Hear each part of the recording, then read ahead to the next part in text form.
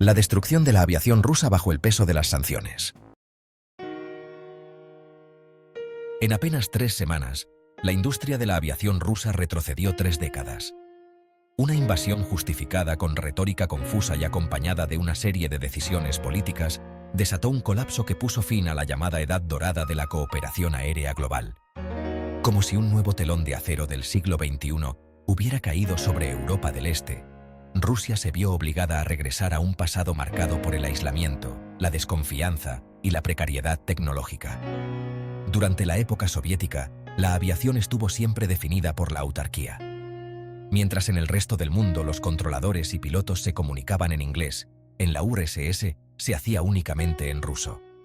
En Occidente, la competencia entre compañías privadas generaba innovación. En cambio, en la Unión Soviética toda la responsabilidad recaía en el Estado. Aviones como el Tupolev 104 o el Tupolev 154 fueron equivalentes aproximados a modelos occidentales como el de Havilland Comet o el Boeing 707, pero eran productos de burós de diseño estatales sin competencia real. La construcción, la certificación y hasta el mantenimiento dependían de un único ministerio centralizado. Mientras el mundo adoptaba estándares comunes y organismos internacionales como la OACI impulsaban la seguridad y la cooperación, la URSS se encerraba sobre sí misma. Aeroflot, la aerolínea estatal, llegó a volar a más de 100 países, pero en la práctica muy pocos ciudadanos soviéticos podían salir al extranjero. Solo diplomáticos, científicos, atletas o artistas seleccionados tenían acceso a esos vuelos. Para el ciudadano común, viajar en avión significaba ir a destinos internos como Sochi, Odessa o los balnearios del Cáucaso. La aviación soviética era numerosa, pero profundamente aislada.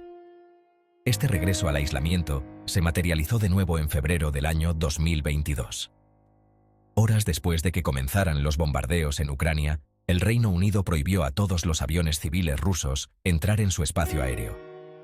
Europa, Canadá y Estados Unidos hicieron lo mismo. Rusia respondió cerrando sus cielos a más de 30 países considerados hostiles. Así, en cuestión de días, Aeroflot pasó de volar a lugares tan lejanos como Tokio o Los Ángeles a limitar sus vuelos internacionales únicamente a Minsk, en la aliada Bielorrusia. Las consecuencias no solo fueron diplomáticas o políticas, sino logísticas. Antes de las sanciones, aerolíneas como Lufthansa cruzaban el espacio aéreo ruso más de 1000 veces cada semana en vuelos hacia Asia. Con el cierre, rutas históricas volvieron a abrirse. Finnair, por ejemplo, reactivó el desvío largo de Helsinki a Tokio, un trayecto que añade más de 3 horas de vuelo y que no se utilizaba desde los años 80. El corte digital, el aislamiento invisible. Pero el golpe más profundo no estuvo en los cielos, sino en lo digital. La aviación moderna depende de sistemas de distribución global, conocidos como GDS, que permiten que aerolíneas, agencias y buscadores de vuelos se conecten entre sí. Sin GDS, un viajero no puede comprar fácilmente un billete que combine 2 compañías distintas, ni encontrar vuelos en plataformas como Google Flights o Skyscanner. Cuando Amadeus, Sabre y Travelport, los 3 gigantes que controlan este mercado, suspendieron el acceso de Aeroflot, la aerolínea rusa quedó aislada digitalmente. Sus vuelos ya no aparecieron en ninguna agencia online. La única forma de comprarlos pasó a ser la propia web de Aeroflot, y sin posibilidad de conexiones con otras compañías. Así, incluso si un pasajero volaba a Moscú con Turkish Airlines, ya no podía enlazar de manera fluida con un vuelo interno ruso. Rusia se convirtió en un destino final, no en un punto de conexión global. El problema de los aviones secuestrados. El segundo gran golpe llegó con los aviones en sí. En el mundo moderno, la mayoría de las aerolíneas no son dueñas de sus aeronaves. Prefieren alquilarlas a empresas de leasing, lo que les da flexibilidad para ampliar o reducir flota. En Rusia, de casi 1000 aviones de pasajeros, más de 500 pertenecían a arrendadores extranjeros, muchos de ellos irlandeses. Con las sanciones, esas compañías exigieron la devolución inmediata de sus aviones. Pero en vez de entregarlos, el gobierno ruso aprobó una ley que permitió a sus aerolíneas cambiar la matrícula extranjera por una matrícula rusa, apropiándose de los aviones como si fueran suyos. Fue un acto de expropiación disfrazado que dejó pérdidas multimillonarias a los arrendadores y que cortó de raíz cualquier confianza futura. Cuando termine la guerra, difícilmente alguien volverá a alquilar aviones a Rusia. El dilema del mantenimiento. Aún reteniendo los aviones, surge otro problema: la seguridad. La aviación comercial internacional está regulada por estrictos programas de inspecciones y sustitución de piezas. Boeing y Airbus suspendieron de inmediato la entrega de repuestos y asistencia técnica a Rusia. Incluso el Sukhoi Superjet, el modelo ruso más moderno, depende de proveedores europeos, como Lufthansa Technik, que dejaron de suministrar componentes. Rusia enfrenta así el mismo escenario que vivió Irán durante sus sanciones: mantener aviones operativos durante décadas sin acceso a repuestos. Eso implica recurrir a la canibalización, desmontar aviones en tierra para mantener volando a otros. Con el tiempo, cada vez más aeronaves quedan inservibles y las que siguen en el aire lo hacen con estándares de seguridad cada vez más cuestionables.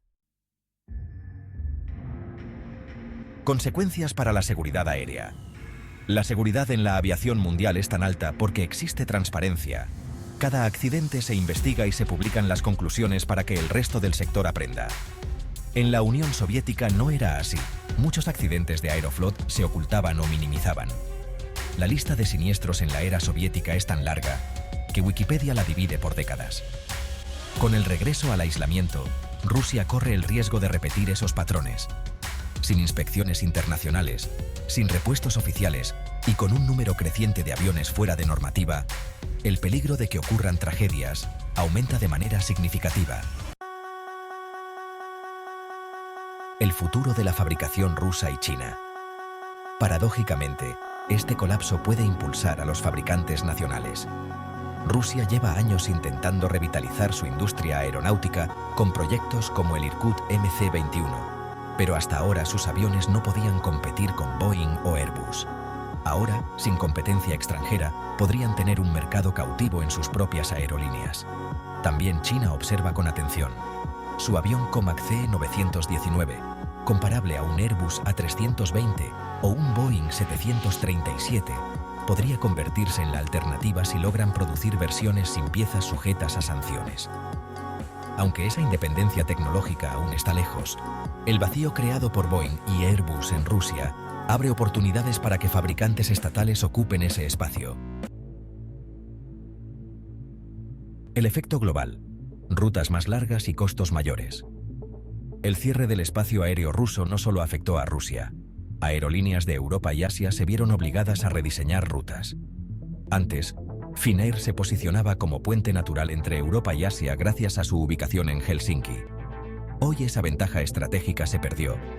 En vez de tener los trayectos más cortos, tiene algunos de los más largos. Ocurrió lo contrario en Anchorage, Alaska.